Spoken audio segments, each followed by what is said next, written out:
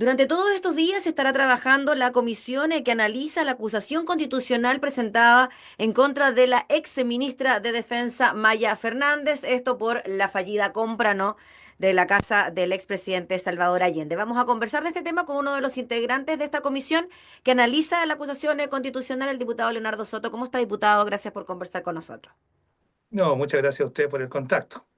Diputado, bueno, ya han ocurrido algunas sesiones de la comisión, falta todavía, queda trabajo, pero a grandes rasgos, diputado, ¿cómo ve usted esta acusación constitucional y cómo ve también el trabajo que están desarrollando ustedes en la Cámara? Bueno, nosotros fuimos sorteados 5 parlamentarios para estudiar, analizar e informar a la sala todo lo concerniente a la acusación constitucional con el objeto que se tome una decisión si ha lugar o no ha lugar a la acusación constitucional contra la ex ministra Maya Fernández.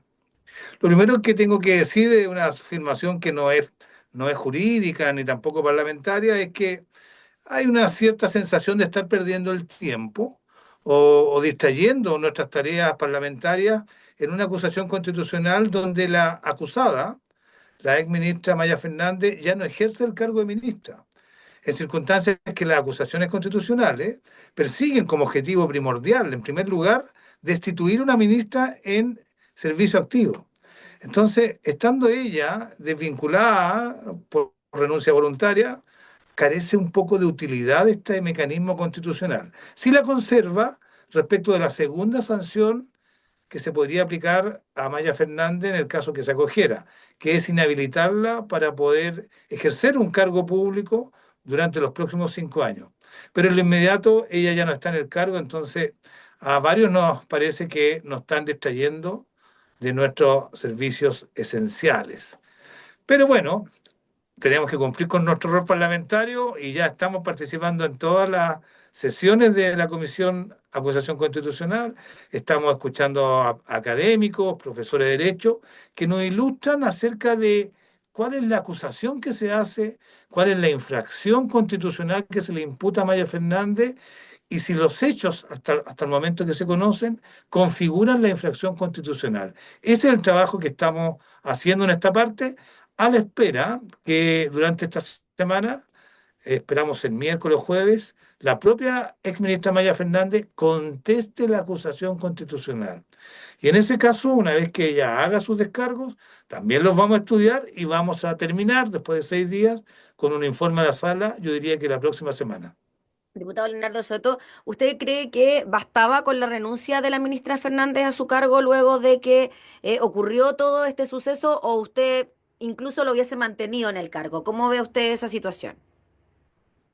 Bueno, la situación era bastante insostenible para ella, toda vez que la oposición, a propósito de los hechos materia de esta acusación, que es lo que se conoce en la opinión pública como la fallida compra de la casa del expresidente Salvador Allende, habían generado una polémica muy grande con la oposición. Y la oposición había ejercido primero una acción penal para investigar ante la justicia, a través de un fiscal, si es que ha habido algún delito de falta de probidad, corrupción en estos hechos. Segundo, abrió un proceso en el Tribunal Constitucional donde reclamó precisamente la constitucionalidad de esta operación legal ante un tribunal. Tercero, se pidió la renuncia de las ministras directamente involucradas en todo lo que fue el estudio de los contratos, etcétera, y ahí lograron la renuncia de la ministra de Bienes Bienes nacionales. Nacionales, Marcela Sandoval. Y por último, también pidieron que se hiciera un sumario administrativo para saber por qué los 17 abogados que aparentemente revisaron esta operación de venta, nadie se dio cuenta de que había una prohibición expresa para celebrar este tipo de contratos con ministros de Estado y parlamentarios. O sea, hay varias acciones judiciales y la verdad que me pongo en el lugar de la ex ministra Maya Fernández y la verdad que la situación era bien insostenible para ella y también para el gobierno, porque se veía obligado a tener un flanco abierto judicial sobre este tema durante mucho tiempo, alimentando una crítica que la oposición la ha hecho de manera bastante dura y despiadada. Así que, por lo menos, la renuncia de Maya Fernández descomprimió este ambiente y tendrá que resolverse en las demás instancias que se han abierto. ¿Usted cree, diputado Leonardo Soto, que hubo desprolijidad del presidente hacia abajo? Porque él dice que fue prácticamente su idea que finalmente las casas de Salvador Allende y Patricio Elwin se convirtieran en el museo, que de alguna manera incluso insistió. Él firmó también el decreto autorizando y pasó por esta cantidad de abogados que usted nos dice. Eh, ¿Hubo algo de eso? ¿Se pecó de ingenuidad? ¿Cómo lo ve usted? A ver, yo creo que hay que hacer varias afirmaciones que están probadas, que creo yo que iluminan a muchas personas acerca de lo que está detrás de todo esto. Lo primero es que la oposición ha discutido, de manera muy ruda incluso, la decisión de que el Estado chileno pueda adquirir las casas que habitaron el presidente de la República, como es Patricio Elwin o Salvador Allende, con la finalidad de destinarlas a casas museos, para ser visitadas por el valor patrimonial e histórico que tienen.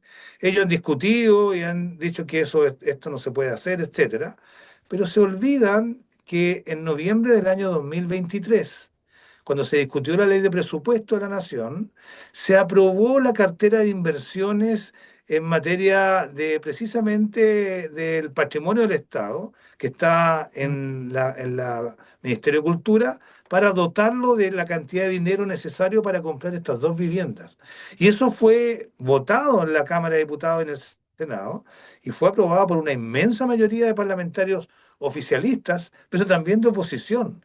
Es decir, la derecha chilena aprobó los recursos y la decisión de comprar estas casas de Patricio Elwin y Salvador Allende con el objetivo de destinar la casa a museo.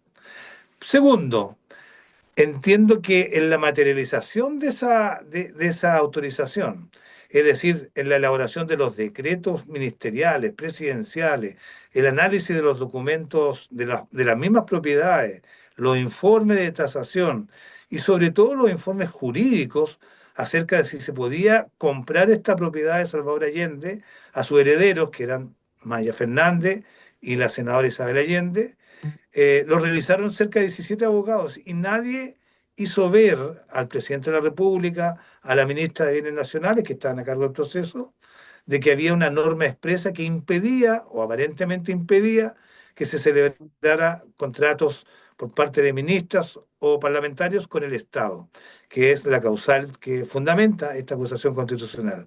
Cuando se dieron cuenta, simplemente el gobierno desistió de avanzar en esta idea y dejó todo sin efecto.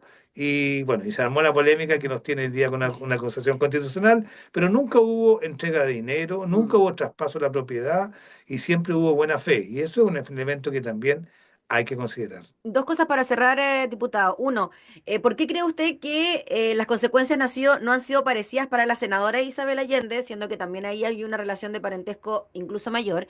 Y segundo, la crítica que se hizo también por el gasto de plata.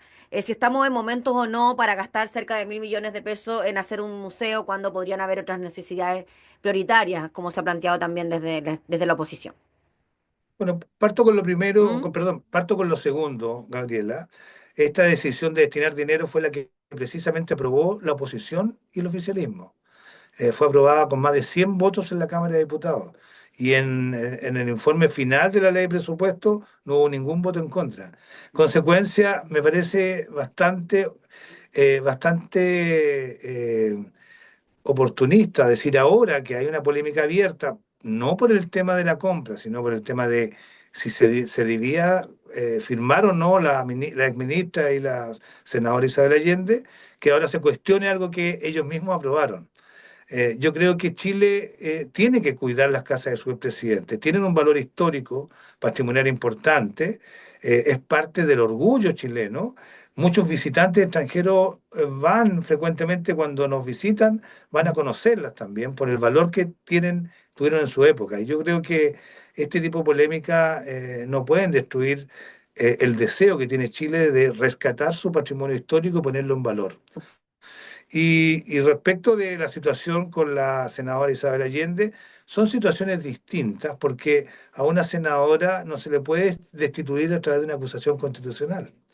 Esas solo se permiten en la Constitución como iniciativas de la oposición en el Parlamento contra ministros o ministras de Estado y otras autoridades donde no están los parlamentarios. Por eso no, esta acusación se dirige contra la ex ministra Maya Fernández, nada más. Y por último, te cuento que dentro de la Comisión de Acusación Constitucional, que es un juicio constitucional, no penal ni administrativo, tenemos que revisar cosas bien interesantes. Por ejemplo, saber si una ministra de Estado como Maya Fernández puede ser acusada por hechos que no tienen que ver con el ejercicio de su cargo de ministra. Esta supuesta fallida venta de una propiedad que recibió en herencia es un acto personal, es como si usted, tú misma, yo vendiera parte de algo que me heredaron. No es un acto de autoridad, no es un acto de la administración de su ministerio o del Estado, Como persona es un acto natural, de personal, alguna manera. como persona natural. Mm. Entonces, como todas estas normas tienen que ver con la fiscalización de actos de gobierno, también es legítimo preguntarse, ¿esta prohibición le afecta a ella?